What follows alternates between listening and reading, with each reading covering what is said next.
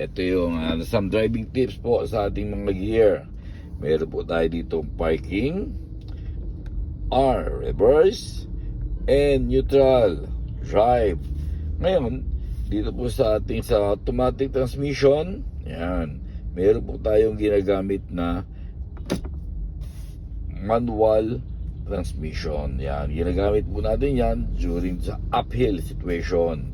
Kapag po doon sa uphill, dito po natin itong ginagamit natin. Dito sa left side na ating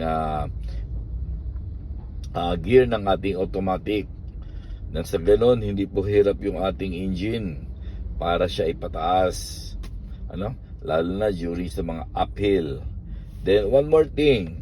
Dito po sa ating sa gear, let's say halimbawa, tayo po ay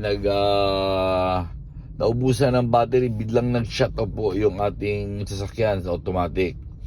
Ngayon, sa natural, nakadrive yan, titigil po yan dito sa gitna ng kalsada.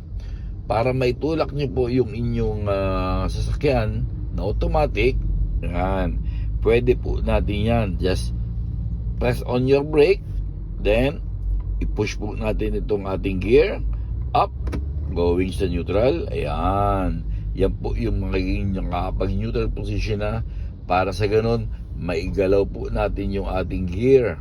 Yan po ay pwede nating igalaw as long na kahit po yan ay naka-off yung makina sa automatic, so that pwede po nating itulak yung ating sasakyan para may tabi natin, at nang sa ganun mai-check natin kung ano po yung diferensya ng ating sasakyan.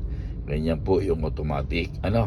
Hindi po yan na sakaling hindi, yan po ay pwede nating i-shifting pa yung gear unless yan po ay nakalak na lang park. Pag po yan ay nakapark na, yan, hindi na po natin yan may gagalaw. Pero kung inabot po tayo during nandun po tayo sa driving position, gear, yan, pwede nating ilipat yan papuntang neutral, nang sa ganun maigalaw po natin yung ating sasakyan at may tabi natin nang mas safe po tayo sa atin sa kalsada. Okay, yan po muna uli ating driving tips for today. Just like and subscribe. This is George Banta. Thank you.